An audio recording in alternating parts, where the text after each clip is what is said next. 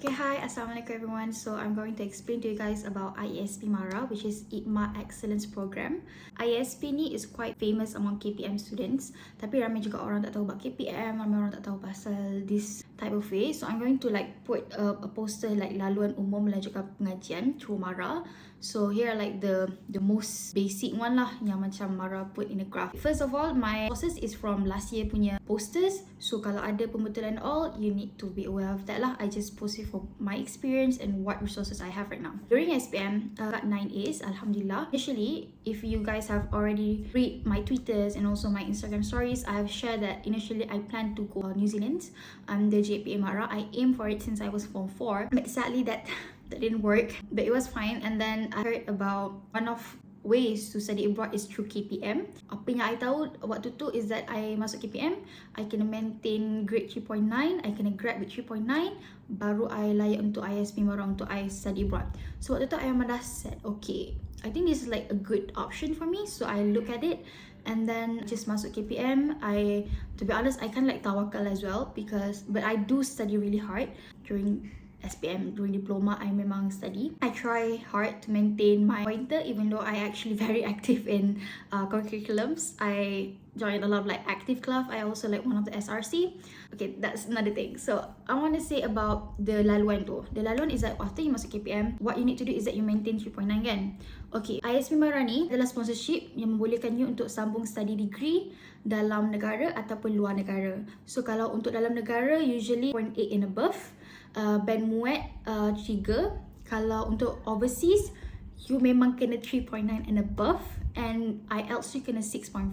Kalau dalam negara punya ISP ada dalam negara, universiti yang nak sambung tu adalah universiti awam ataupun government link university ataupun IPTS swasta, yang apa you tahu lah. But overseas uni ni you kena betul-betul aware lah. Universiti yang you nak pergi tu adalah universiti terbaik merujuk kepada QS World Ranking University by subject. Ini very particular lah sebab you kena tengok based on negara tu, you nak sambung negara mana, and also tengok the subject. Subject maksudnya you kena pilih universiti yang macam let's say lah I study business kan, top 10 or 20 uni yang best in business, apa dia?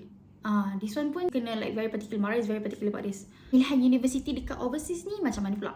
Okay, so kita ada developed country and developing country. Banyaknya developed country ni university yang macam Europe sikit lah. Kalau yang developing country ni yang I tahu ada 4, which is China, India, Taiwan and Russia. So abroad university dia ada macam top 50 university adalah yang the world ranking university. Kita ada juga kalau nak sambung degree in UK or US, kena country by subject tu adalah top 20.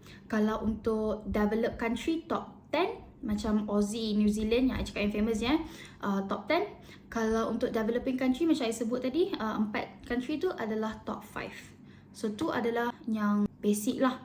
So nak tahu lebih lanjut which particular uni is that, you kena pergi to QS World Ranking University. I dah letak link dekat bawah and you can just go straight ahead. Nanti I akan buat do another video about how to choose to filter it sebab sometimes people tak berapa dapat sangat. My journey with ISP Mara is that after I habis KPM, after I habis final exam, these are the thing yang memang I nak stresskan. There are 2 things you need to cater, which is the sponsorship application and also university application. Dua ni tak sama. University application ni you kena settle siap-siap. Sponsorship application ni yang Mara punya kan. Basically you kena settle university punya application untuk dapatkan offer letter. Baru you pergi kepada sponsorship application untuk memudahkan Mara bagi sponsorship kat you lah. Bila you dah ada offer letter daripada uni, senanglah Mara nak sponsor. You tak perlu ada semua lagi pun. Macam I buat hari tu, I baru habis final semester 6 and I terus contact agent application uni. I bagi tahu adalah I nak pergi country mana, check apa, and they will guide me. One thing about agent, okay, for application uni, you boleh apply sendiri ataupun you boleh pakai agent.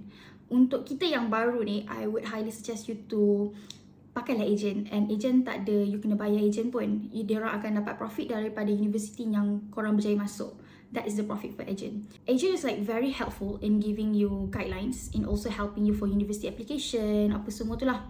Usually memang best lah diorang punya ni, like better lah. Kalau kita sendiri usually kita akan terlepas like this step and step, but agent usually akan help. Okay, there are certain agents yang kita ada in Malaysia is that the famous one is IDP, AUG, NAS EDU, and various education agency.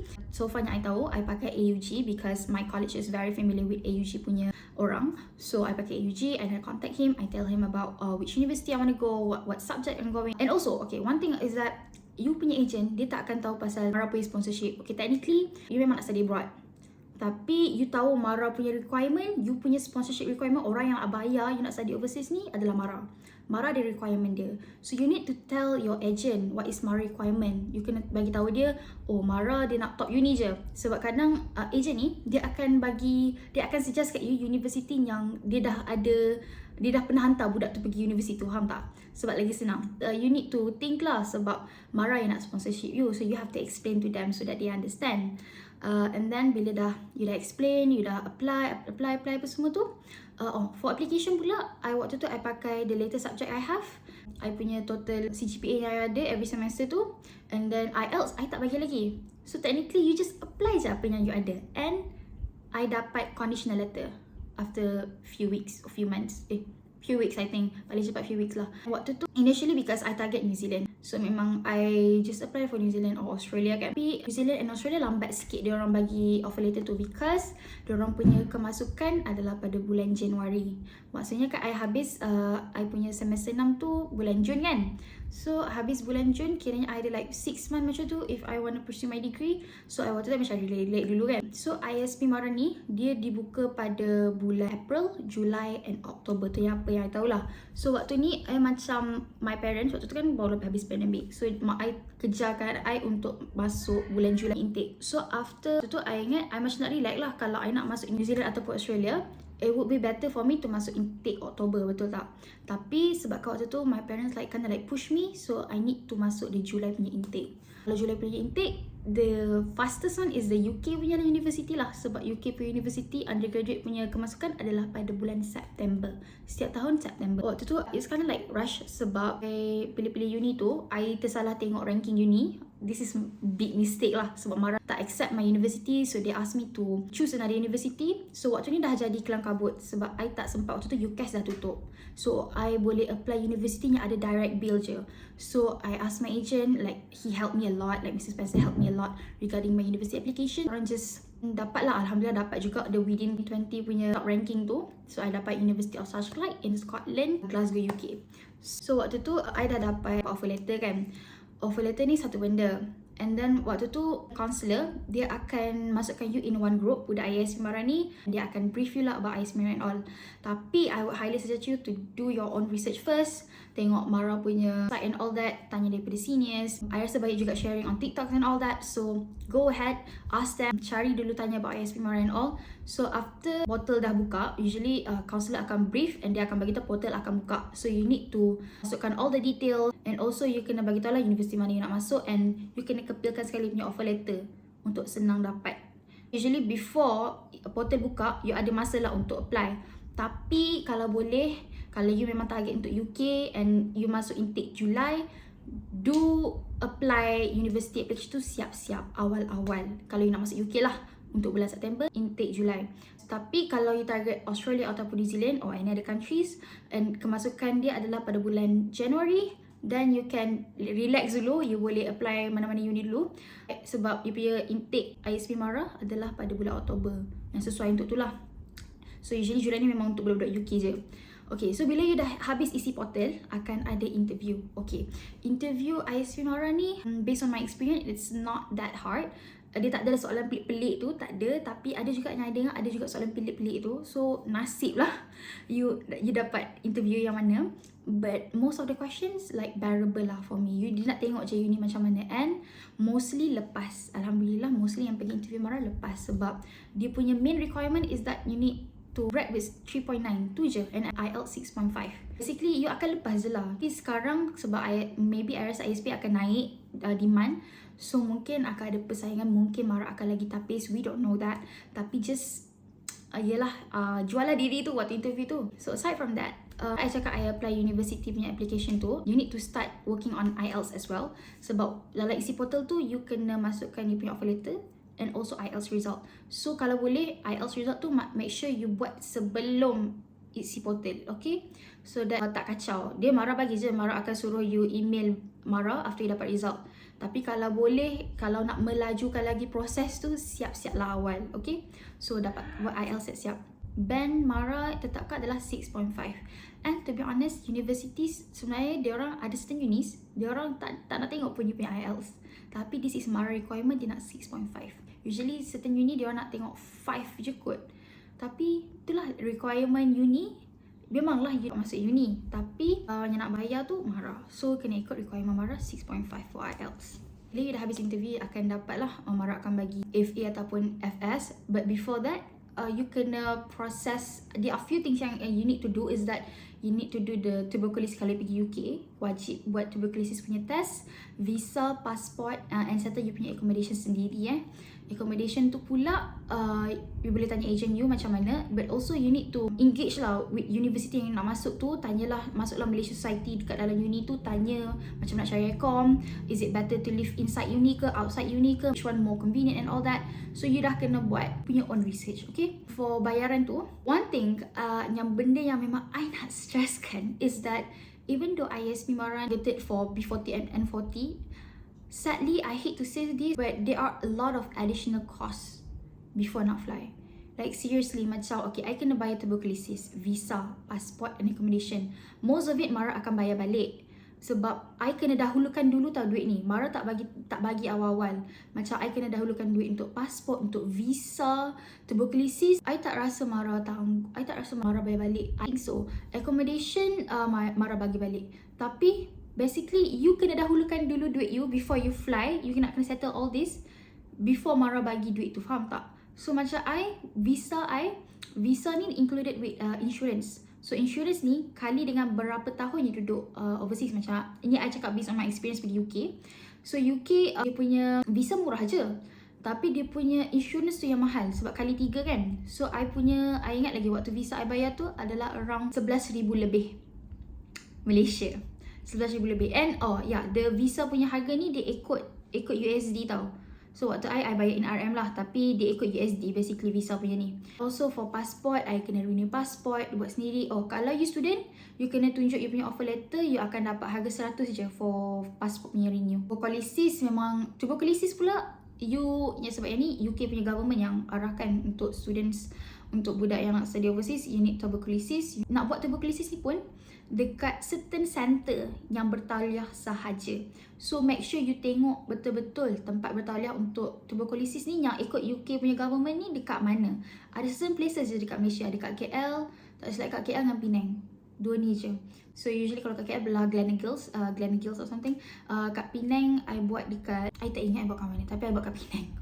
Nation pula, kan cakap you kena dahulukan kan. Waktu tu orang issue jugalah nak cari accom sebab dah last minute. So we try to approach university punya accommodation and they try to push us in, and thankfully I rasa waktu memang last minute gila dapat juga accom. Sebab usually tak tahu lah about another uni, tapi for university overseas ni yang biasanya I tahu, dia orang akan utamakan budak international untuk duduk dalam university accom. So alhamdulillah dapat juga walaupun lambat sebab dia orang banyak kan student lain nak masuk. So thankfully dapat. So dah settle semua, tapi accom tu I bayar dulu tau. I pakai duit dulu.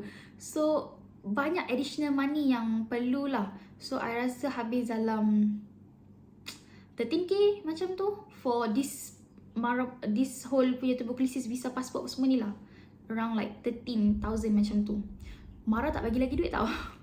But thankfully few weeks before I fly, I rasa 2 minggu je kot before I fly, MARA baru bawa masuk duit. MARA bagi lump sum.